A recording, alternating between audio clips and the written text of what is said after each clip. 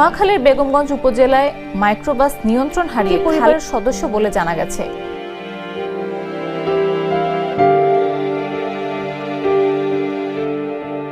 বুধবার ভোর 5:30টার দিকে বেগমগঞ্জ উপজেলার চন্দ্রগঞ্জ পূর্ব বাজারের জগদীশপুর এলাকার লাইয়ারপুর ইউনিয়নের আবুল খায়ের চেয়ারম্যানের বাড়ির দরজায় এই দুর্ঘটনা ঘটে। নিহতরা সবাই লক্ষ্মীপুর জেলার হাজিরপাড়া ইউনিয়নের চৌপল্লী গ্রামের বাসিন্দা।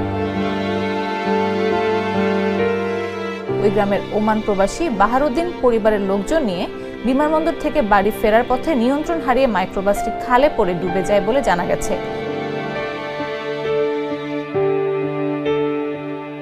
উদ্ধার করা হয়েছে।